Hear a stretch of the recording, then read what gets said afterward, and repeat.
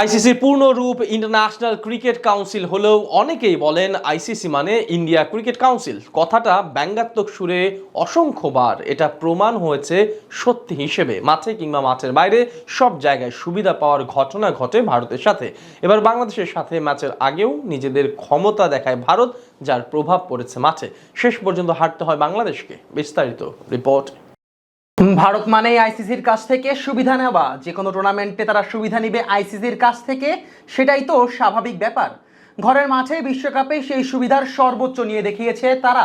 এবার খেলা হচ্ছে আমেরিকা ও ওয়েস্ট ইন্ডিজের মাটিতে, সেখানেও বজায় আছে তাদের সুবিধা নেওয়া। বিশেষ করে খেলা যদি হয় বাংলাদেশের বিপক্ষে, তবে সুবিধা নেওয়ার পর্যায়ে চলে যায় অন্য লেভেলে। এবার সুপার 8-এ আরো একবার দেখা যায় সেটা। আরো একবার পিচ নিয়ে কারচুপি করলো ভারত। যেখানে বাংলাদেশ দল ম্যাচ পূর্ববর্তী প্র্যাকটিস করে ট্রেনিং মাঠে, সেখানে ভারতকে দেখা যায় লম্বা সময় ধরে সেন্টার উইকেটে অনুশীলন করতে। এমনকি ব্যাটিং ও বোলিং দুই ধরনের প্র্যাকটিস করেন রোহিত শর্মার দল।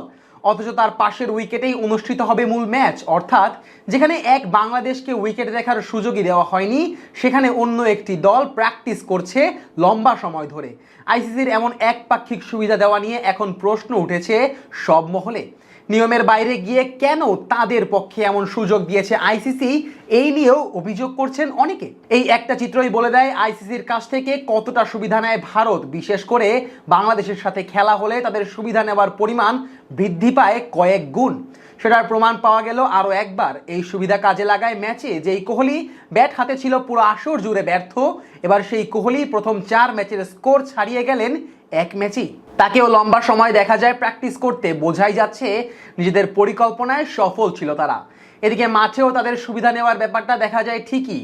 ম্যাচে তখন চলছিল 6ষ্ঠ ওভারের খেলা। বোলিং করতে আসেন জাসপ্রীত বুমরাহ। তার প্রথম বল মোকাবেলা করেন তানজিদ তামিম। বলটা ছিল হাই ফুল টস। সেই বলে দৌড়ে 2 রান নেন তিনি। যদিও রিপ্লেতে দেখা যায় ভিন্ন এক দৃশ্য। পরিষ্কারভাবেই চোখ পড়ে বলটা ছিল অনেক উপরে।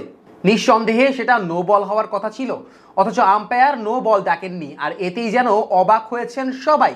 ধারাভাষ্য করছিলেন আতাহার আলী খান। তিনি তখন বলেন এটা নো বল দেওয়া উচিত ছিল, তবে লেগ আম্পায়ার কিংবা কারোই এটা নিয়ে মাথা ব্যথা ছিল না।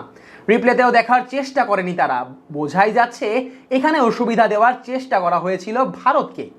এদিন সব জায়গায় জয়টা ছিল ভারতের। আম্পায়ারের সাপোর্ট থেকে শুরু করে সব কিছু। শেষ পর্যন্ত যা হওয়ার তাই হলো। বড় ব্যবধানের জয় তুলে নিল তারা।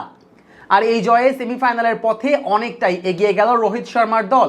আনুষ্ঠানিকভাবে বাদ না হলেও এই ম্যাচে অনেকটাই ছিটকে গেছে বাংলাদেশ। সুপার 8-এই শেষ হতে পারে টাইগারদের এবারের বিশ্বকাপ যাত্রা।